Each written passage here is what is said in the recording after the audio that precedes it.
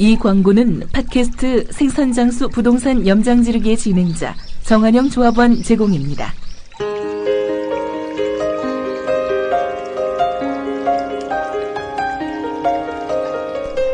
안녕하십니까. 국민TV 조합원 여러분, 노무현입니다. 여러분, 토건족들이나 일부 지주 세력들을 위한 부동산 투기 정책을 과감하게 포기해야 합니다. 부동산 시장의 안정은 노력하는 시민들이 부동산을 고루 취득하는 것입니다. 이제 시민들이 뭉쳐 올바른 부동산 정책을 요구해야 합니다. 4대강 사업으로 만신창이 된 이 국토를 살리고 주거 환경을 지켜내는데 시민들의 조직된 힘이 필요합니다. 조합원 여러분, 힘을 모아주십시오. 이 광고는 팟캐스트 생선장수 부동산 염장지르기의 진행자 정한영 조합원 제공이었습니다. 5월 고 노무현 대통령 목소리로 온누리에 알리고자 하는 말이 있으신 분은 국민TV 홈페이지를 통해 신청하십시오. 생방송과 팟캐스트를 통해서도 동시에 보내드립니다.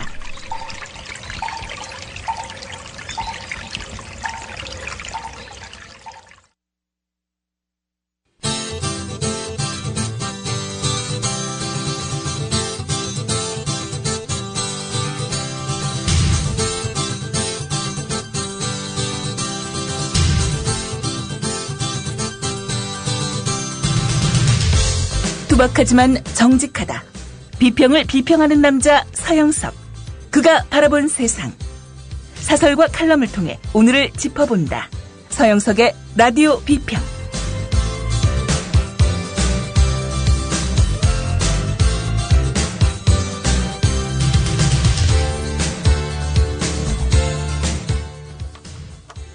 안녕하십니까. 서영석입니다. 5월 29일. 때마침 경남도의 홍준표 지사 진주 의료원을 폐업하겠다는 얘기가 나오고 있더라고요. 답답한 노릇입니다. 더불어서 박근혜 대통령이 대통령에 취임한 이후 처음으로 외국 정상을 초청하는데 하필이면 우간다의 이상한 독재자를 초청한답니다. 그 독재자는 박정희교 신자랍니다. 국격 상실입니다.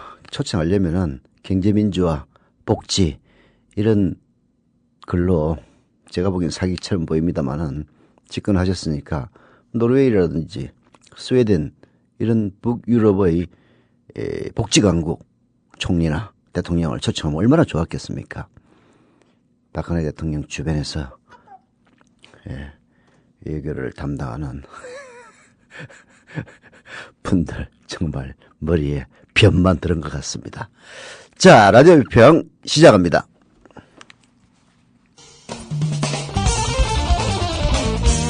함께하고 계신 방송은 정치평론가 서영석 미디어 협동조합 이사가 진행하는 라디오 비평입니다.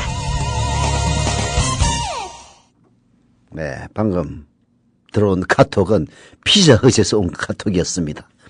피자 세일한답니다. 참나. 죄송합니다. 이 음량을 무음으로 만들어 놔야 되는데 깜빡하고 들어왔어요. 자, 경제민주화가 화두에 오르고 있는데요. 오늘 한겨레신문에 정영문 논설위원이 쓴 다시 6월 항쟁 속으로란 칼럼은 정말 시사하는 바가 많습니다. 한번 읽어보죠. 우선 온라인 커뮤니티에 윤창중집 앞에 배달된 남양유업 우유라는 제목의 패러디 사진이 올라있다. 남양유업이 욕설 영업을 묻히게 해준 전 청와대 대변인 윤 씨에게 감사의 표시로 우유를 선물한다는 뜻을 담았다. 남양유업은 윤 씨에게 평생 공짜로 우유를 배달해줘야 한다는 익살스런 댓글도 눈에 띈다. 한때 세간의 화제였던 윤 씨 사건은 이재현 CJ 회장의 비자금 사건으로 묻혔다. 대통령 방미 때 재벌 총수들에게 허리를 굽힌 윤 씨가 정작 90도로 찾아서 절해야 할 분은 그 자리에 없었던 이 회장이라는 촌평이 따른다.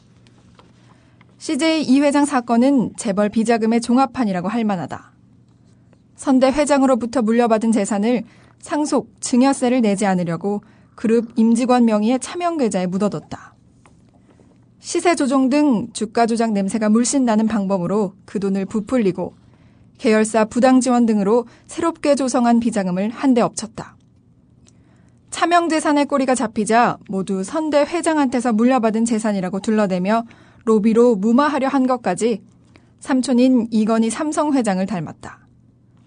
재산은 물려받았지만 사업 보국이라는 선대의 유지는 제대로 받들지 못한 듯하다. 네.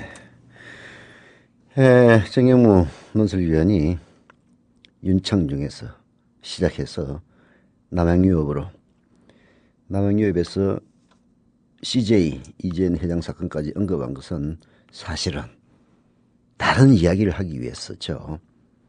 자, 계속 한번 읽어볼까요? CJ 비자금에 윤 씨 사건이 쑥 들어간 것까진 그렇다 쳐도 두 사건으로 남양유업 파문이 덮인 것은 안타까운 일이다. CJ나 윤 씨의 경우 사건의 윤곽이 드러났고 법대로 하면 된다. 반면 남양유업은 법의 미비가 문제인 까닭이다.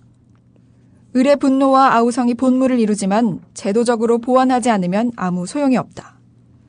실제로 남양유업에 대한 검찰 수사와 공정위 조사, 남양유업과 피해자 간의 협상 등이 진행 중이지만 소리만 요란하고 매듭은 지지부진하다. 네. 남양유업의 문제는 결국은 공정거래의 문제입니다. 힘을 갖고 있는 갑이 힘이 없는 을에게 불공정한 행위를 갖다가 강요하는 것. 그게 문제인 거죠. 그래서 우리 사회의 갑과 을이라고 하는 이야기가 지금 그야말로 질풍노도처럼 난무하고 있지 않습니까? 이런 것들은 단순히 통치자의 혹은 여론의 목소리만으로 고치기에는 한계가 있습니다. 법과 제도의 보안 속에서 그런 일을 하면은 법의 심판과 철대를 받을 수 있는 근거를 마련하고 실제로 그런 일이 일어났을 때 단죄하는 그런 사회적인 징벌 구조 속에서 그런 일들이 다시는 일어나지 않도록 할 수 있는 것이죠. 자, 현행법규상 과연 남양유업과 같은 그런 불공정 거래 행위자, 우월적인 갑의 지위를 활용해서 을에게 일방적 손해를 강요하는 그런 행위 어떻게 할 수 있는가 한번 볼까요? 정영우 의원의 칼럼을 봅시다. 공정거래위원회에 따르면 남양유업의 불공정 행위에 대해 내릴 수 있는 처분은 잘해야 수억 원대의 과징금에 불과할 것이라고 한다. 현재의 법 체계상으로는 실효성 있는 처벌이 어려운 탓이다. 대리점 처지에선 감당할 수 없는 밀어내기지만 본사 입장에서 보면 경영활동이라고 반박할 여지가 있기 때문이다. 공정위의 과징금 처분조차도 법원에서 제동당할 가능성이 있다고 한다. 법 제도와 현실의 괴리를 바로잡지 않으면 갑의 횡포와 을의 순환은 계속될 수밖에 없다. 냄비처럼 확 끓어올랐다가 이내 식어버리는 식으로 흐지부지 돼서는 안 되는 이유다. 사실은 말이죠. 냄비처럼 확 끓어올랐다가 식어버리는 식으로 흐지부지 되지 않게 하기 위해서 바로 정당이 필요한 겁니다. 정치가 필요한 것이고요. 여론은 언론의 보도라든지 혹은 또 다른 사건의 언론의 보도에 의해서 달아오르기도 하고 또 다른 큰 사건이 일어나면 묻히기도 하는 게 여론입니다. 그러한 여론의 결과 뭔가 사회에 부조리하고 불합리한 일이 벌어졌을 경우에 그것을 제도적으로 보완을 하고 다시는 그런 일이 일어나지 않도록 할 의무가 있는 것이 바로 정당이죠. 정당들이 바로 그런 일을 못하기 때문에 정치에 대해서 불신이 일어나는 겁니다. 사실 이런 불만들이 누적이 되면은 혁명이 일어나는 거예요.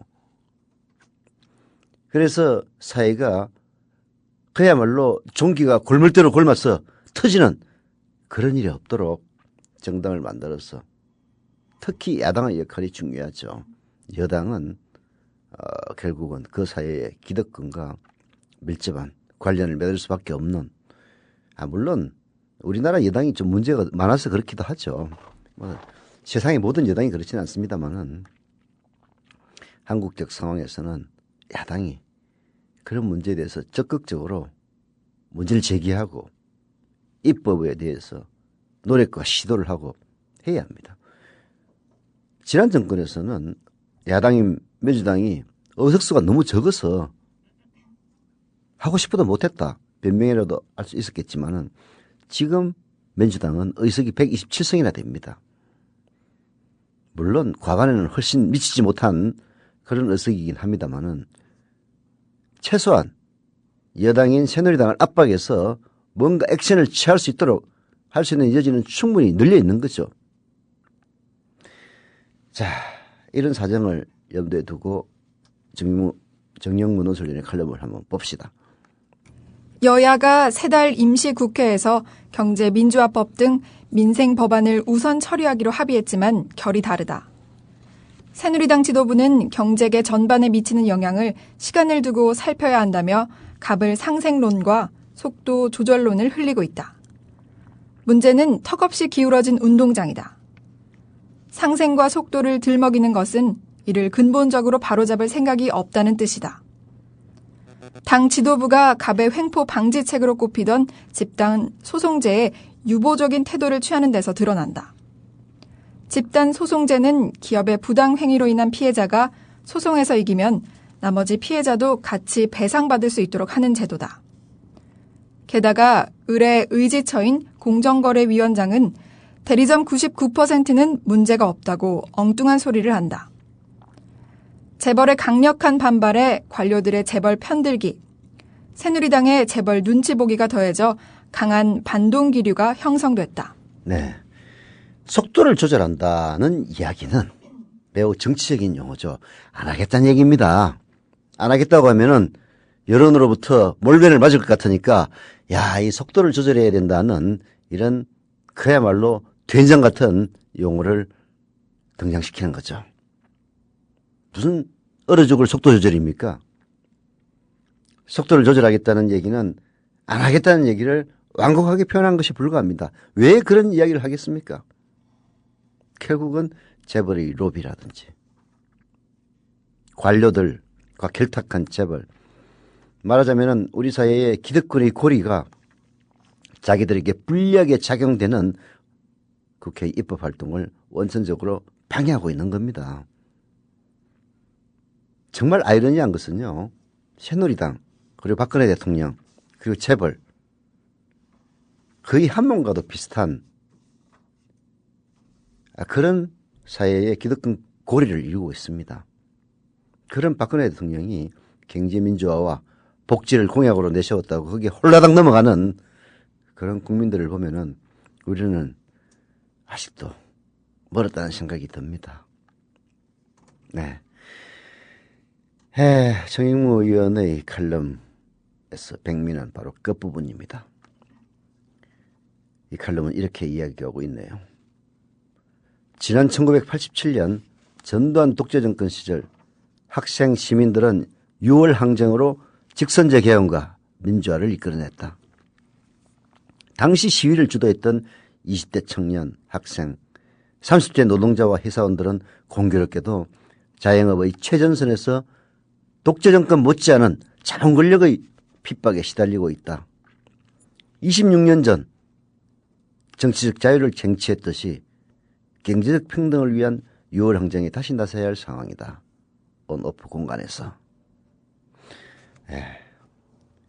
사실 민주화되고 나서 독재정권은 사라졌습니다마는 독재정권을 흉내내는 이명박 정권, 그리고 독재정권보다도 더한 자본 권력, 돈으로, 그리고 돈은 무력을 동원할 수 있습니다. 양지에서는 경비나 용역들, 음지에서는 조직폭력배들을 동원합니다. 얼마 전 무슨 제분회사 사모가 사위가 바람핀다고 오해한 법대 다니는 여대생을 청부살인한 게 결국은 그런 거죠. 돈이 있으면은 그런 불법의 엄지의 폭력마저 동원할 수가 있는 겁니다. 물론 이 재벌가의 사모는 법의 응징을 받았습니다마는 그런 법의 응징에서 피해 나가는 힘있고 돈 많은 사람들, 자기에게 마음에 안 드는 사람들에게 깡패를 동원하는 린치를 가하고 심지어는 목숨을 빼앗고 그러면서도 덮여 있는 묻혀버린 그런 일들이 얼마나 많겠습니까? 독재 정권 못지않은 자본 권력입니다. 경제적 평등을 위한 새로운 6월 항쟁에 나서야 할 때가 다가오고 있는지도 모릅니다. 정행무위원회 다시 6월 항쟁 속으로 칼럼, 참으로 의미 있으면서도 정말 기분 씁쓸해지는 그런 칼럼입니다.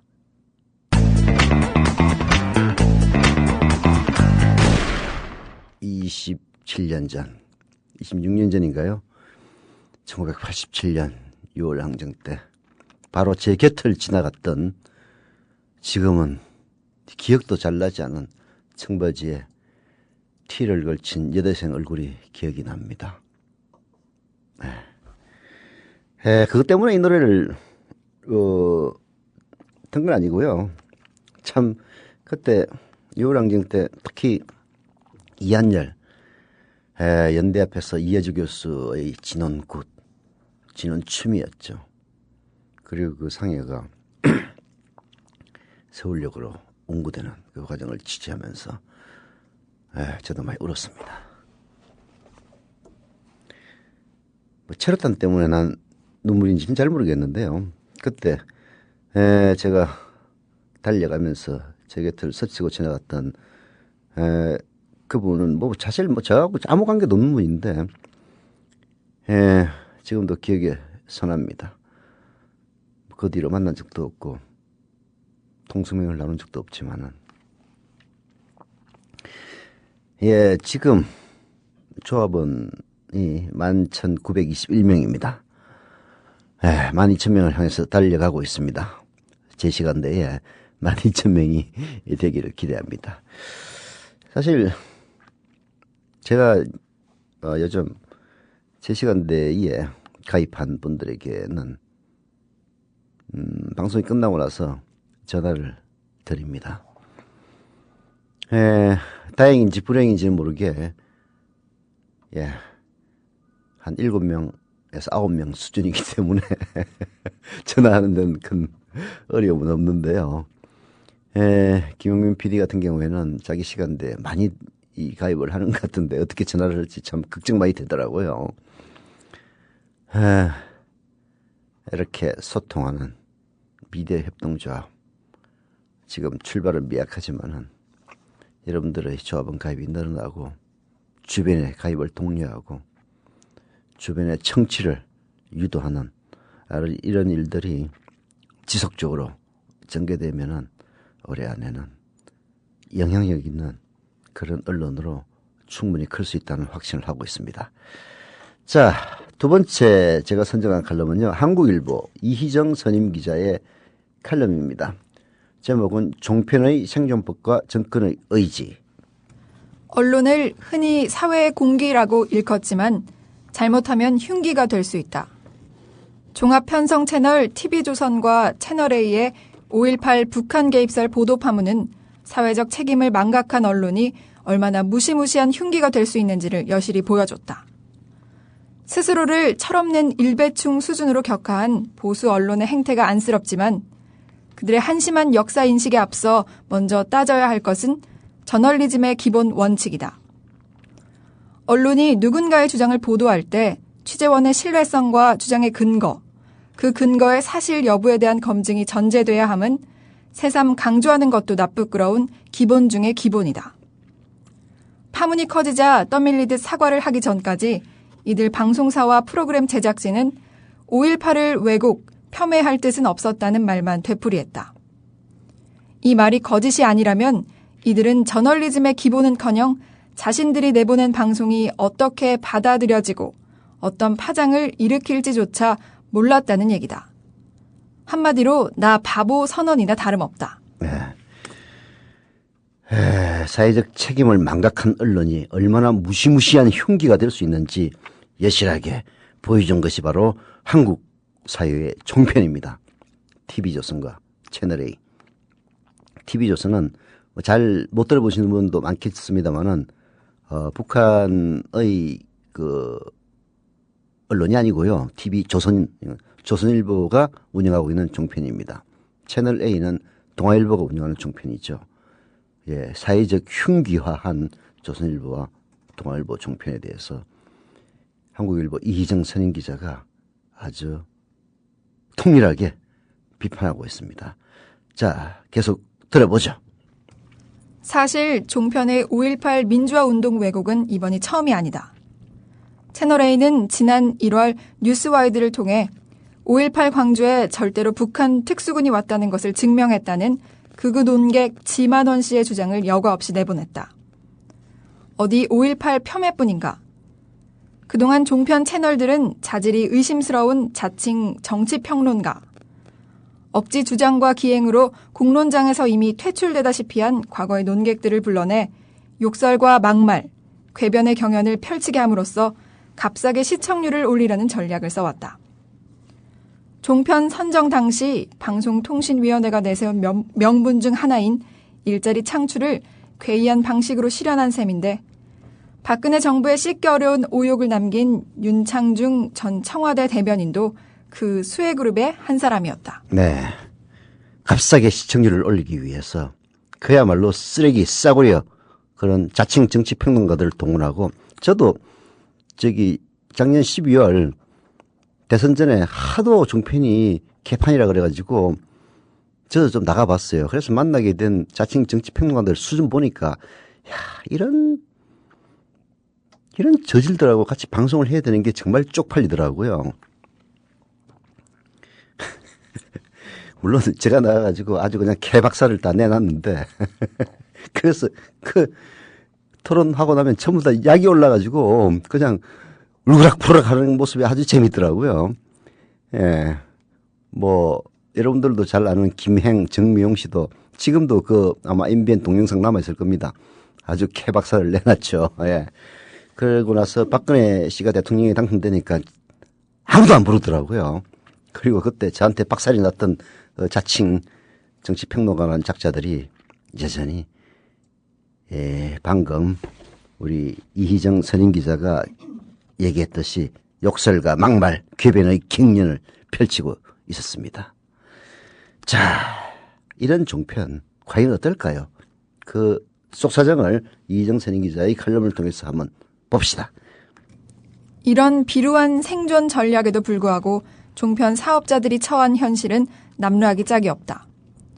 종편이 2011년 12월 개국 이래 지난 4월까지 방송통신심의위원회로부터 받은 법정 제재를 살펴보면 채널A가 시청자에 대한 사과 2회, 관계자 징계 및 경고 1회를 포함해 15건으로 가장 많고 TV조선도 관계자 징계 및 경고 1회 등 13건에 이른다. 손석희 JTBC 보도부문 사장이 출근 첫날 부장단 회의에서 강조했다는 공정, 균형, 팩트, 품위는 바로 종편에 없는 4가지라고 해도 과언이 아니다. 품위까지 내던지고 시청률에 목을 맸지만 채널별 평균 시청률은 고작 1% 안팎. 경영 실적은 더 초라하다. JTBC는 드라마 등에 의욕적으로 투자하며 그나마 종합 편성의 꼴을 갖추려 안간 힘을 쓰고 있지만 지난해 당기 순손실 1,326억 원을 내며 딜레마에 빠졌다. 일찌감치 보도 전문 채널로 방향을 튼 MBN이 256억 원, 채널A와 TV조선도 각각 619억 원, 554억 원의 당기 순손실을 기록했다. 네, 이게 바로 그렇게 품위와 그리고 공정한 균형 그리고 팩트를 내팽개치며 시청률에 목을 매단 결과입니다. 평균 시청률은 1% 안팎, 당기 순손실은 1,300억. 물론 MBN이 가장 적긴 했어요. 머리 좋은 거죠. 그래도 256억입니다. 256억이면은 국민TV가 개국할 수 있는 자금의 육박합니다. 그 돈을 한 해 손실로 기록했어요. 채널A, TV조선도 각각 600억, 500억의 단기 손실을 기록했다고 합니다. 저한테는 참 낭보처럼 들리네요. 그렇게 까먹어라. 네, 자 계속 봅시다. 그렇게 떠받들던 시장 논리마저 팽개친 채 정치적 계산에 따라 무더기로 사업권을 내준 이명박 정부의 무모한 실험이 낳은 당연한 결과가 아닐까. 이경재 방통위원장도 최근 KBS 일요진단에서 아시다시피 정치적인 고려에 의해서 4개 채널이 한꺼번에 탄생했는데 라고 언급했다. 채널이 너무 많아 경쟁력이 떨어진다는 것을 강조하기 위한 말이었지만 2009년 국회에서의 미디어법 날치기 통과부터 사업자 선정, 채널 배정 등 각종 특혜를 주기까지 전 과정에 정치적 고려가 작용했음은 주지의 사실이다. 네, 참 그야말로 상식을 초월했던 미디어법 통과. 예, 그러면서 온갖 특혜로 처발랐던 종편. 이경제마저 정치적 고려에 의해서 4개 채널이 한꺼번에 탄생했다며 정치적으로 혜택을 줬다는 것을 인정하고 있습니다. 대법원이 방통위에 종편 심의 선정 당시 작성한 심사 자료 등을 공개하라고 판결을 했습니다. 이 당연한 결정을 얻기 위해 지루한 법정 싸움을 벌여야 했다는 것이 어처구니 없지만은 이제라도 방통위가 꼼수를 버리고 당장 관련 자료 일체를 공개하기를 촉구한다고 이희정 선임 기자는 얘기하고 있습니다. 더불어 내년 3월 최종 결정이 내려질 종편 저허가 심사를 철저히 원칙에 따라 진행하기를 바란다. 이경재 위원장은 앞서 언급한 방송에서 좀 더 지켜보고 종합적으로 분석해 다음 저허가 때 우리 의지를 밝힐 것이라고 말했다는데요. 이 의지란 말에서 정치적 고려에 대한 우려를 느낀 사람이 이희정 선임 기자는 나뿐이겠느냐라고 지적하고 의지 따위는 필요 없다. 원칙만 있으면 된다. 원칙대로 하라고 촉구를 하고 있습니다. 내년 3월이 결국 그 저허가를 하느냐 마느냐 결정이 됩니다. 저는 최소한 다른 데는 몰라도 TV조선과 채널A는 일단 저허가에서 탈락이 되어야 된다라고 생각을 합니다. 이런 식으로 시청률을 올리기 위해서 그야말로 보수 진영의 대표적인 독설가라고 할 수 있는 조갑재 씨마저 말도 안 되는 주장이라고 할 수 있나라고 지적한 그런 팩트에 어긋난 주장하면 우리가 몰린다라는 얘기를 할 정도인 그런 이야기를 계속 떠들어대고 있는 그런 방송은 사회적 공기가 아니라 흉기입니다. 흉기는 없애야죠. 왜 흉기를 공공재인 전파를 통해서 혹은 케이블을 통해서 사람들에게 마구잡이로 살포하는 겁니까? 당장 저허가를 처리해야 합니다.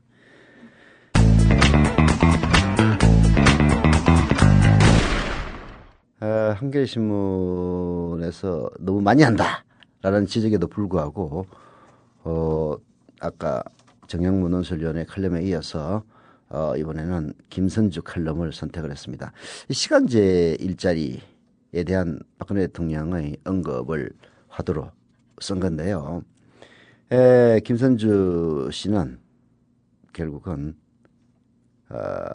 시간제 일자리 질이 문제다 이런 이야기를 하는 것 같아요. 그래서 자기가 음식점에 갔을 때 그 바쁜 와중에도 일당 6만 원짜리 아줌마 2명만을 고용하는 그런 업주를 보면서 이 칼럼을 썼습니다.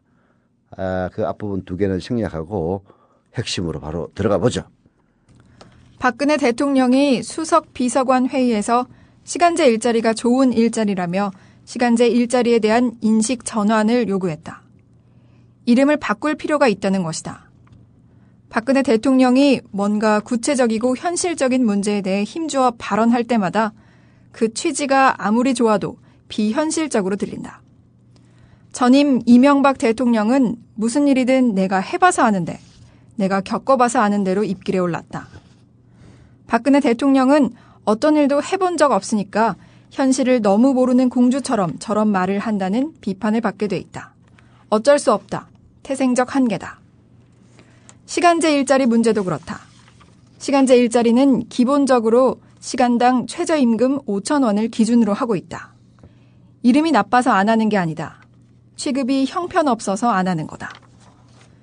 고용률을 높이기 위한 고육지책이라지만 시간제 일자리라는 나쁜 이름 때문에 일자리를 구하는 사람들이 기피하는 것이라고 믿는다면 고용률을 높이는데 아무런 성과를 낼 수 없다.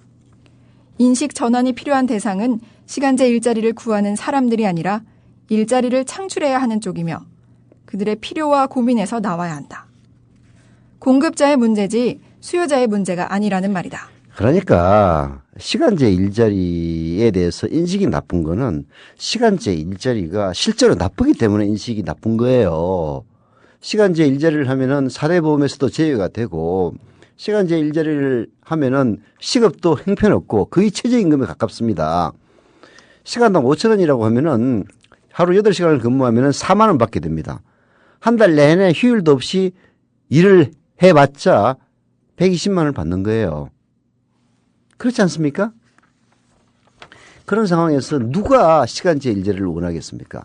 시간제 일자리를 그야말로 일자리 나누기 차원에서 시간당 임금을 대폭 올려주고 그리고 의미 있는 일을 맡기고 시간제 일자리를 하더라도 사대보험 적용을 하고 각종 복지 혜택을 준다면은 누가 시간제 일자리를 안 하려고 그러겠어요. 서로 하려고 그럴 겁니다. 사실 가정주부들 육아라든지 여러 가지 사정 때문에 아침 9시에 출근해서 저녁 6시에 퇴근하는 9to6가 어려운 분들 많습니다. 그러나 그분들 전문성을 가지고 있고 일을 하기만 한다면은 사회에 공헌할 수 있는 사람들 굉장히 많아요. 그런 사람들에게 그야말로 그 사람이 현업에 있을 때와 마찬가지로 대우를 해주고 그리고 시간 선택을 자유롭게 해준다면 누가 그런 일자리를 마다하겠습니까? 예, 바로 그거죠. 알바, 시급, 일당, 계약직 모두 시간제 직종이며 한시적 직업이다. 임금이 일반 정규직의 50%라 하지만 제대로 계약서를 쓰는 것도 아니고 주는 대로 받아야 한다. 당일 주는 업체는 드물고 일주일 혹은 한 달 넘게 지나야 계산을 해주는 경우도 비일비재하다. 친구 아들은 군대 가는 날을 받아놓고 세게 좀 놀아보려고 일당제 일을 세게 했다고 한다. 군대 갈 날은 가까워 오는데 업체에선 돈을 안 준다. 주는 날짜는 이 친구가 군대 간 뒤로 정해져 있다고 한다. 한 달 뒤가 관행이라고만 했다. 네. 일당이다. 시급 알바든 계약직이건 그 자리를 만드는 사람들에게 인식의 전환을 요구를 해야 됩니다. 그래서 시간제 일자리가 싸구려 일자리가 아니라고 그 급여를 주는 사람들이 인식을 바꿔야만이 제대로 된 그야말로 박근혜 대통령이 원하는 인식의 전환이 이루어지는 거죠. 대우는 똑같이 하고 시간제 일자리를 어쩔 수 없이 받아들이는 사람들에게 야 인식을 바꾸라라고 얘기한다면은 너 미쳤냐? 라고 반문할 수밖에 없는 거죠. 관공서나 공공기관, 재벌기업 같은 곳에서 고급의 시간제 일을 만들어낸다면은 왜 시간제 일자리를 마다하겠습니까? 예, 박근혜 대통령에게 들려주고 싶은 칼럼입니다. 오늘 칼럼 여기서 마치겠는데요. 이름은 불러드리지 않았습니다만은 이후 가입한 분들 전화는 드리겠습니다. 안녕히 계십시오. 이 광고는 팟캐스트 생선장수 부동산 염장지르기의 진행자 정한영 조합원 제공입니다.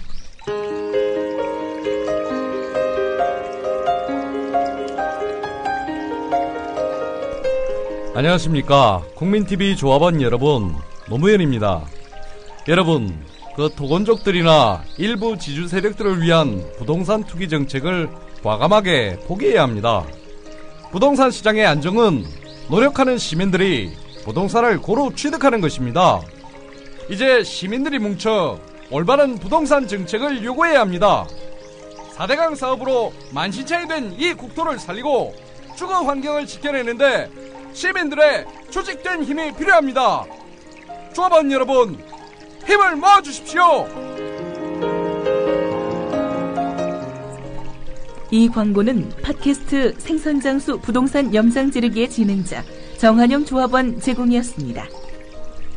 5월 고 노무현 대통령 목소리로 온누리에 알리고자 하는 말이 있으신 분은 국민TV 홈페이지를 통해 신청하십시오. 생방송과 팟캐스트를 통해서도 동시에 보내드립니다.